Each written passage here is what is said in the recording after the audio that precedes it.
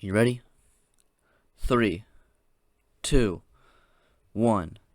Hi, my name is Lyric, and today we are going to be reacting to Making the Case Wilt Chamberlain. Now, if you don't know, we're reacting to this entire series of by Clayton Crowley, Making the Case, which is making the case for 8 players that he thinks have an argument to be the GOAT, the greatest of all time.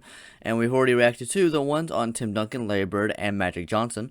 And for each episode in the series, we're doing a full series breakdown of them. So we're watching their highlights, then their episode of the Greatest Peak series by Thinking Basketball, which is another great series, just analyzing more of their game, and then they're making the case video. So we've done that with Tim Duncan, Larry Bird, Magic Johnson, and now we're doing with Bill Russell and Wilt Chamberlain. So starting off with Wilt Chamberlain, 23-minute video, making the case that Wilt Chamberlain is the GOAT. We've reacted to the Greatest Peaks video, which argued that Russell actually has a strong statistical case over Wilt, and we watched both of their highlights. So we're gonna see if this can convince me that Wilt Chamberlain better than Bill Russell, because right now in my list I would have Bill Russell over Wilt Chamberlain due to Wilt Chamberlain not being a clutch performer in the playoffs and his style of play not really being as much as a team player that leads to more wins than Bill Russell. But we're gonna see if there's a good argument with this. If you don't know, I've already seen the Making the Case series, so this is not a first time reaction. So this is just me giving commentary and freshening up on some things, and hopefully getting some discussions in the comment section on that. So, yeah, let's begin. Basketball is special.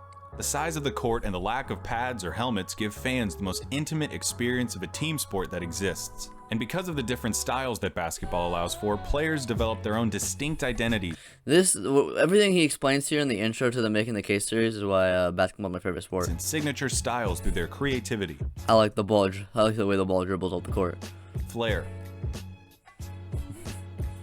And athleticism. And although no player succeeds alone, the scoring volume and two-way nature of the sport give individual stars a nearly unprecedented amount of control over the flow and outcome of a game. For this reason, players are constantly compared to their peers and to the legends of the past in order to answer the most hotly contested question in the sport: who's the greatest to ever do it? For many, the question is redundant. They believe in only one right answer: their answer. Others might have their own personal stance, but acknowledge one or two alternatives. But I believe that there's much more nuance to the question of greatness and more answers to it than you might think. By my count, there are 8 players in NBA history that have a substantial claim as the GOAT. It's a subjective thing though. I can't give you a definitive answer. All I can do is make the argument. So today, I'll be making the case for Wilt Chamberlain as the greatest basketball player of all time. For me, Wilt Chamberlain and Bill Russell are the 2 most interesting players to learn about. Their stories are so insane for me. I don't know. There's everything about them. So I'm really hyped for this. Let's go. Wilt. The single most dominant physical force basketball's ever seen. That's the case, right? First, I tell you that Wilt Chamberlain was and remains the most outstanding anomaly of physical superiority that has ever played basketball.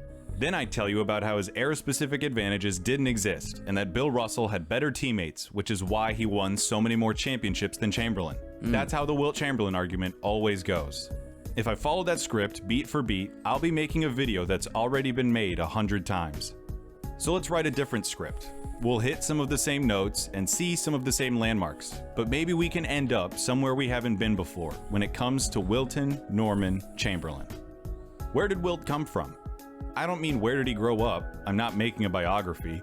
I mean, what did basketball know of Wilt before he stepped into his first NBA game in 1959? We know about the hype surrounding LeBron, Jordan being taken 3rd in the draft, Magic and Larry's college rivalry, and I think it's important to know and understand what Wilt was before he became the Big Dipper. Wilt was the first basketball superstar. Coming out of high school, he had over 200 colleges vying for his commitment, George Mikan. a level of attention completely unheard of for a high school prospect at the time.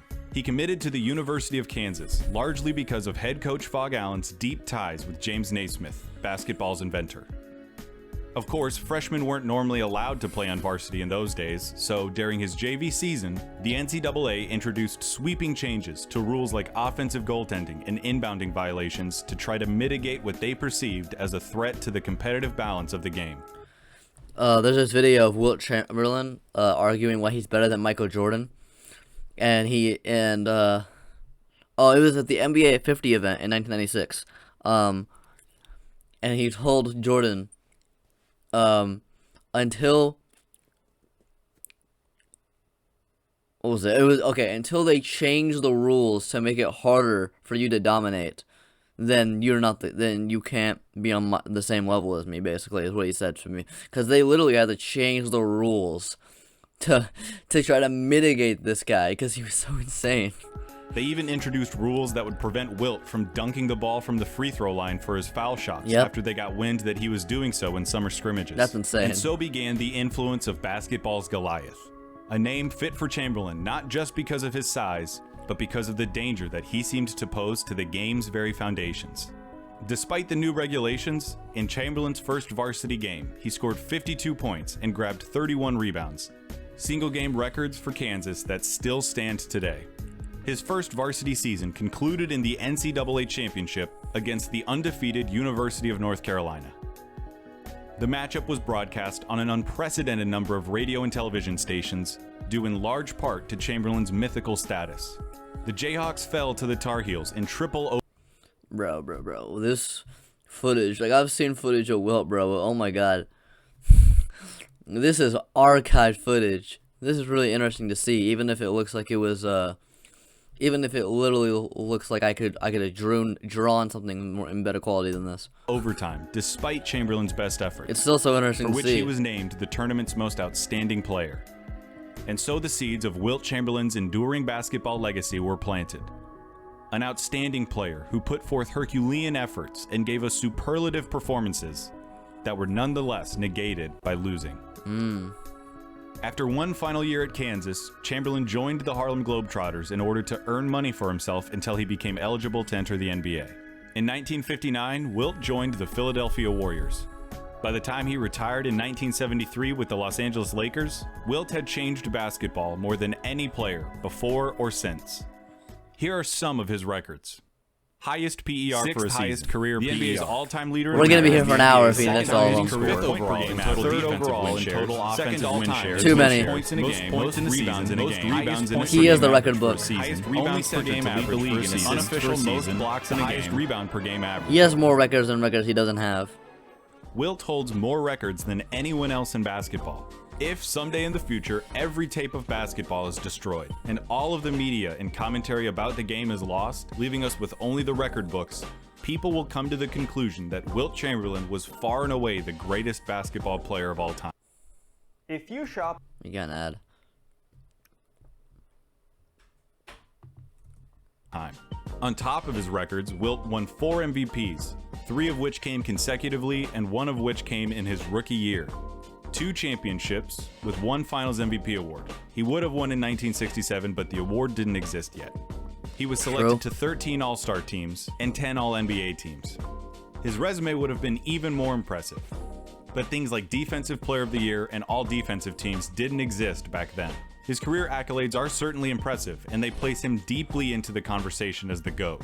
But the funny thing about Chamberlain's records is that each of them comes with this kind of baked-in asterisk or caveat.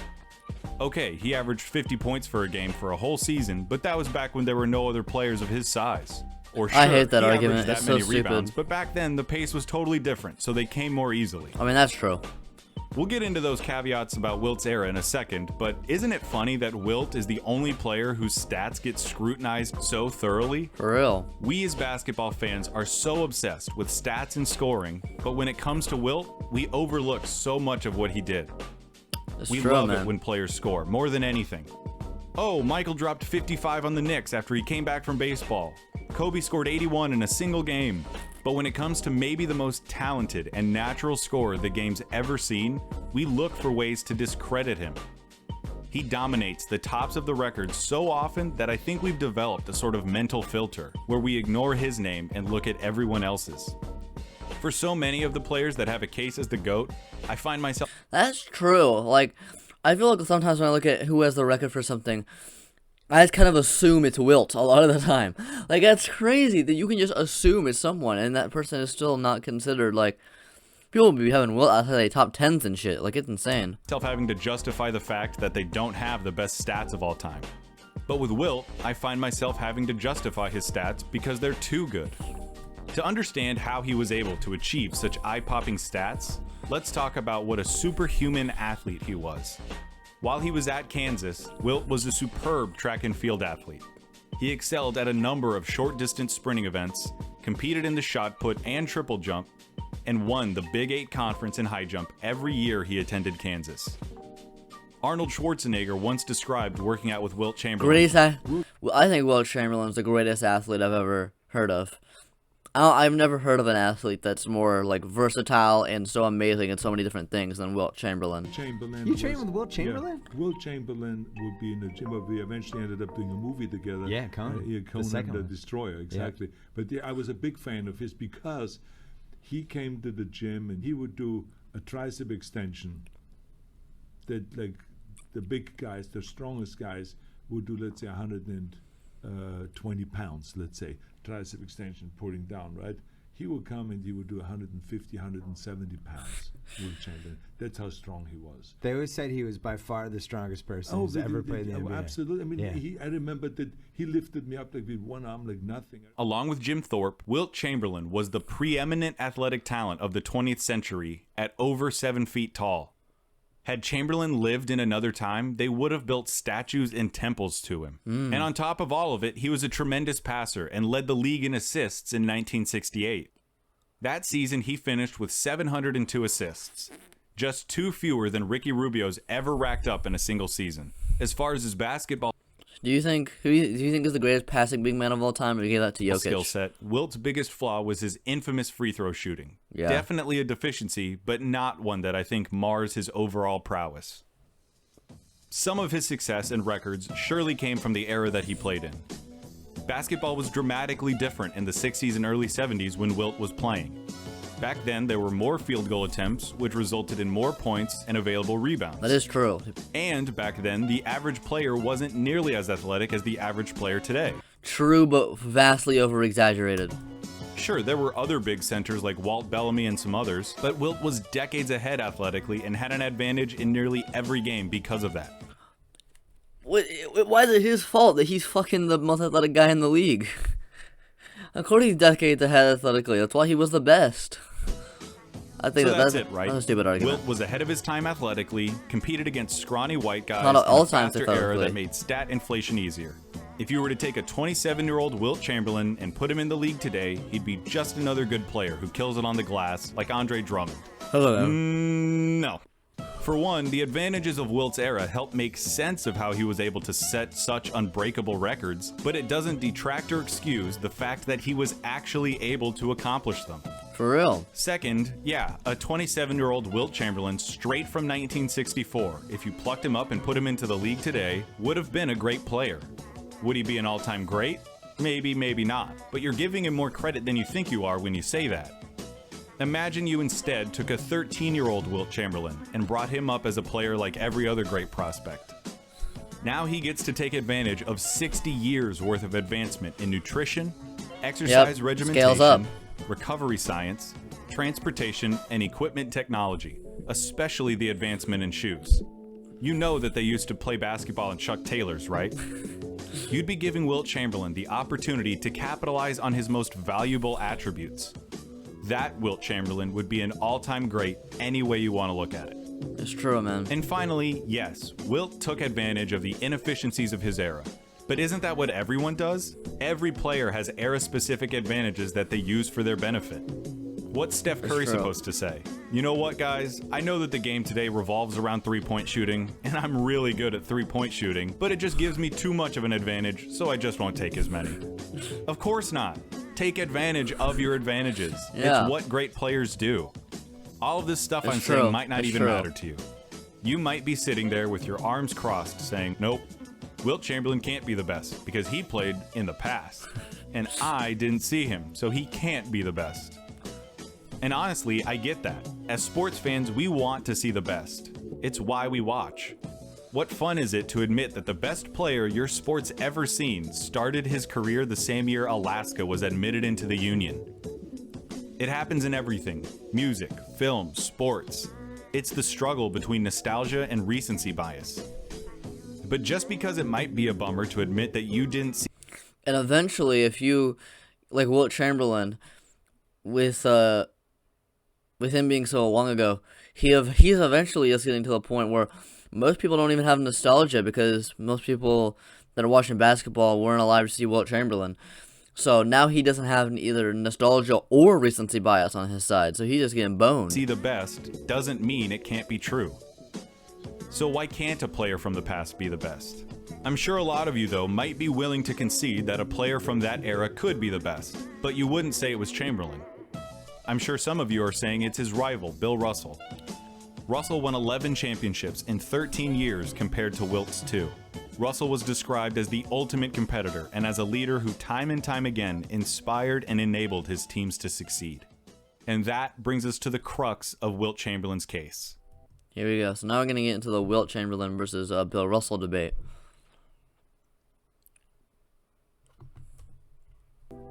History says that Wilt was the ultimate athletic specimen who excelled in every physical sense, but who had a critical lack of killer instinct. According to his reputation, Wilt was missing the leadership abilities and intangible mental qualities that are required to win. To be fair, if Wilt Chamberlain played today, he would be getting cooked by the internet for not winning. Wilt is remembered as someone who chased stats, was a bit of a head case, and could never figure out exactly what it was he wanted from basketball. Because of that reputation, Wilt remains an intensely polarizing player. So if I want to make the case that Wilt was the greatest basketball player of all time, I have to find a way to assuage the idea that he never had what it took to be a winner. To do that, I want to use Bill Russell as his analog, because they played in the same era and because Russell represented everything Wilt couldn't be or do. They're remembered as inverses of each other and embody contrasting ideas. Team versus individual. Defense versus offense. Me versus we. And ultimately, winning and losing. But why are they remembered as representing things? So, like, him and Bill Russell and Magic and Bird are the greatest rivalry in NBA history because they're just so perfect. Because Wilt and Russell are legit polar opposites of one another. And same with Magic and Bird. But Magic and Bird also, their games were so similar in a way, while also being so completely different. It was insane. Things so starkly. Two best rivalries in league history Again, there. because they're from the past. They're practically myths and legends at this point. There's less footage of them than there is of other great players, and because the narrative became easy to write as their careers went along. David beat Goliath, and nobody roots for Goliath. But was the fight even fair for Goliath? For starters, Bill Russell consistently had better teammates than Wilt Chamberlain did. That's as good as a fact to me, and I will maintain it even when I make the case for Bill Russell. Wilt played with great players in his career, but Bill played with Bob Cousy, a league MVP, John Havlicek, who went on to lead the Celtics to 2 titles in the 70s. Very underrated, John Havlicek. Sam Jones, a 6-time All-Star and master in the clutch, and other Hall of Famers like Tommy Heinsohn, Casey Jones, and Frank Ramsey. And of all the great players that Wilt played with, he usually caught them at the beginning or the end of their careers. Aside from notable exceptions like Jerry West and Hal Greer. Obviously, it's easier to be a better teammate when you have a better team, but I think that the most important factor that Russell benefited from, even more than his teammates, was the leadership afforded to him by his head coach, Red Auerbach. Red was one of the most forward-thinking minds to pass through the NBA and is still on the Mount Rushmore of head coaches. Of the Celtics' 17 championships, Auerbach was a pivotal piece in 16 of them, either as Boston's coach, general manager, or president. He drafted Chuck Cooper, the first African-American, into the NBA and hired the first black NBA head coach in Bill Russell. Someone commented on this, and I thought it was a really interesting take because I've never seen it before. They say a big reason why the Celtics were able to be so good and win so many championships is because obviously the 60s segregation was still a thing and stuff. So and there was big discrimination. The Celtics were one of the teams, or Red Auerbach was one of the people who were willing to draft black players because a lot of teams like Bill Russell were drafted by the Hawks, but they had an all-white team, so they traded him for 2 white players. So the Celtics being more open to getting black players was the reason they got some of the best players because, you know, they weren't being racist and just going and they were actually judging off a basketball talent, not just the color of their skin, which is the reason why they were able to get good players like Bill Russell, Sam Jones, and things like that. obviously they also had he was also just a great GM, and Bill Russell was so great that he made everyone better. But I thought that was an interesting take I saw there. Red was an intense, competitive coach who adapted his methods to suit his players. In his own words, if you have some great potential players, there are two things. 1, you help make them great. 2, you devise a method of play that is suitable to their talent. And that's the thing that I think Wilt lacked more than anything. A coach who could lead him, tell him what to do and how to do it. Wilt was a prideful guy, and he cared about what people thought about him, which is one of the most natural and human things to care about. Of course, the thing that most people knew Wilt Chamberlain from was basketball, and as a basketball player, Wilt was constantly ridiculed by the media for not winning championships every single year. As he began to develop this Same with LeBron. I think LeBron is the modern day Wilt Chamberlain in that way, bro. Just like, I don't know, like how LeBron randomly switched his position to actually be the full-time point guard and averaged 10, led the league in assists, and also previously winning a scoring champion, and then he led the Lakers to a championship, and also how he choked in the 2011 finals while being the best player in the world. I feel like that's Wilt Chamberlain's best modern day comparison. I like how the media sees him, except it's less the media, more like Michael Jordan fans. Reputation of a loser, he started scoring more points so that he could say, well, look, I scored all these points, I got all these rebounds, I did my job. And so he became known as a selfish scorer. And what did he do? He led the league in assists. What do you think people said about him then? That he was stat obsessed. And so goes the legacy of Wilt Chamberlain. Wilt needed a coach who could help him channel all of his abilities into a winning style of play. No different from guys like Kobe or Michael. I'd argue that if Wilt had played for a great coach like Red Auerbach for his entire career, he would have experienced every modicum of success that Bill Russell did. I promise I didn't just pull that theory out of my ass. I'm arguing that because it happened twice. The 2 seasons that Wilt won it all, 1967 and 1972, were marked by the influence of outstanding coaches on Wilt's game. Alex Hannum coached Wilt for 3 full seasons, in 1964 on the San Francisco Warriors, and in 1967 and 8 on the Philadelphia 76ers. When Hannum was hired by the Warriors in '64, he inherited a team that was beginning to unravel. The franchise had been sold during the season and relocated from Philadelphia to San Francisco, leading to the retirement of veteran scorers Paul Arizin and Tom Gola. As a result, Wilt shouldered the scoring burden and averaged 44 points and 24 rebounds a game, believing that doing so was the casually averaged 44 and 24, only way to keep the Warriors competitive. The effort was in vain, though, as the team lost over half their games and missed the playoffs. And so, Hannum went to work, changing the team's approach and trying to implement strategies that would lead to winning basketball.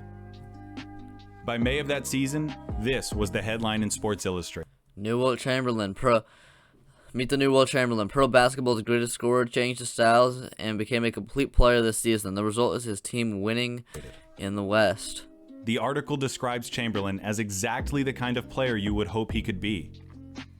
He was scoring less, depending on and trusting his teammates, was defending at a high level consistently, and doing all of the little things, trusting his teammates. Look at this block. Was defending at a high level. I think snatch blocks are the most underrated aspect of basketball. I think they're just as humiliating as a poster. Consistently, and doing all of the little things that led to the team's success. I think because I like watching defense. I don't know, I'm weird.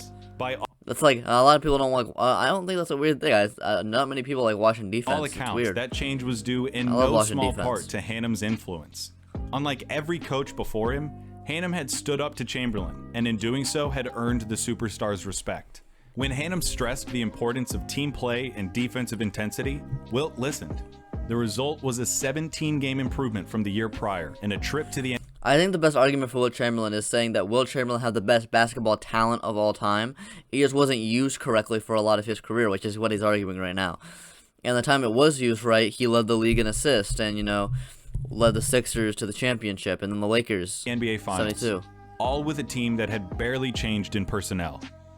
For the first time in his career, Wilt Chamberlain, the player who could do anything as a player, was learning how to play. The following year, the franchise found itself in financial trouble, and the owner traded Wilt to the Philadelphia 76ers for cheap players and cash. Wilt won 55 games with the club in his first full year there, and by the following season, Hannum had been hired to replace Dolph Schayes as head coach. Philadelphia started that season an unprecedented 46-4. By the end of the season, Wilt had averaged just 24 points a game, the lowest he'd had at that point in his career, to go along with nearly 8 assists and 24 rebounds a game. 24, 24, and 8. 6 players on Philadelphia had point averages in the double digits. Wilt's abilities hadn't changed. His approach had. That Philadelphia team finished the regular season with 68 wins and 14 losses, the best record the NBA had ever seen. After dispatching Oscar Robertson and the Cincinnati Royals, Wilt found himself facing a familiar foe in the Boston Celtics. But with superb teammates and an outstanding coach, Wilt led the 76ers past Boston in just 5 games, ending the Celtics' 8-year reign as champions. In the finals, Wilt defeated his old team, the San Francisco Warriors, in 6 games to claim his first championship and cap off. I'm pretty sure I've heard a quote somewhere that Wilt said, where he said, "We were one of 2 teams to ever beat the Dynasty Bill Russell Boston Celtics. If I'm a loser, then who the hell is everyone else?" I swear I've seen that quote before. If so, it's a good quote. Off the most outstanding professional campaign the NBA had ever seen. A year later, Wilt led the NBA in assists, en route to a league-high 62 wins. After a 7-game loss in the playoffs in the Eastern Finals, Hannum retired, and relations between Wilt and the 76ers ownership had soured. He then demanded a trade to the Los Angeles Lakers. With the Lakers, Wilt was saddled with coaches Butch Van Breda-Kolff and Joe Mulaney. Not exactly household names. The Lakers had good seasons under those coaches, but were never able to climb all the way to the top of the mountain. Bill Sharman, a hard-nosed, no-nonsense coach, took over in 1972. That season, the Lakers went on to win 33 games in a row, a record that still stands. Insane. That Lakers team finished with a record of Kareem's 69-13, surpassing the mark set by Wilt's 76ers 5 years earlier. Look at this. In the playoffs, they lost just 3 games on their way to the championship. Jerry West said of Sharman, "He told us he thought that if we played the way he wanted us to, that we And the thing about could beat anybody. He got us to believe that right away, and he did it without raising his voice once all year. As for Wilt, he was simply the guy that got us here." So I was gonna say that Elgin Baylor. So Elgin Baylor, one of the greatest, most underrated players in NBA history. He never won a ring, except for I think he won this one in technicality because he played 7 games in the season, then retired, and then they went on to win the championship and go on a 33-game win streak after he retired and stuff. So he technically has a ring, but he doesn't really have a ring. So there you go. That's my case. Wilt was a victim of pressure and a lack of consistent quality coaching. I can definitely see the case here, man. You might be saying, but Clayton, what about college? Wilt lost that UNC game under Fog Allen, and that proves that he's fundamentally a loser. And that's where you're wrong. Because guess what? Wilt never played for Fog Allen. Allen turned 70 at the end of Wilt's freshman year, and 70 was the mandatory retirement age for state employees in Kansas at the time. They appealed it, they lost, Allen retired, and Wilt didn't get along with his replacement. In Wilt's entire career, he had exactly 2 great head coaches on 2 different teams. Both times, he turned in seasons that broke records for wins and ended in championships. So much for not being a winner. I know it's a I like that. But if you'd given Wilt a coach like Red Auerbach for his entire career, he'd have the most decorated resume in NBA history. Look at that reach, man. He's like on top of the backboard. But remember, we're not talking about the greatest resume. We're talking about the Greatest greatest player. basketball player of all time. And by just about every metric that exists, we're talking about Wilt Chamberlain. One last quote from Chuck Klosterman. Russell possessed intangible greatness, which means sport writers can make him into whatever metaphor they desire. Russell was the central figure for a superior franchise, so history suggests he was the greater, more meaningful force. His wins validate everything. If you side with Chamberlain, it seems like you're siding with the absurdity of numbers. But consider this question. In an alternative universe and with a different attitude, Could Chamberlain have been Russell? Probably. Could Russell have ever been Wilt? Never. No chance. Chamberlain is the only human who could have ever been Chamberlain. I like that quote. That's a good quote, man. That's a good argument. Ooh. Hi, thanks for watching. Ooh, okay, I like that quote at the end. Okay. I thought this was a really good video. I think that was a good thing for a good case for Wilt Chamberlain after the last video that claimed for Russell. And we watched the Bill Russell video that claimed for Russell. Yeah, okay, so have a discussion in the comment section below. Do you think Wilt Chamberlain's the GOAT, or do you think he's better than Bill Russell? We'll react to the Bill Russell one next. And, yeah, thank you for watching. Subscribe and like, because it takes less time for me to say the words. Wait, it takes less time for you to subscribe and like than it takes for me to say the word subscribe and like. Bye.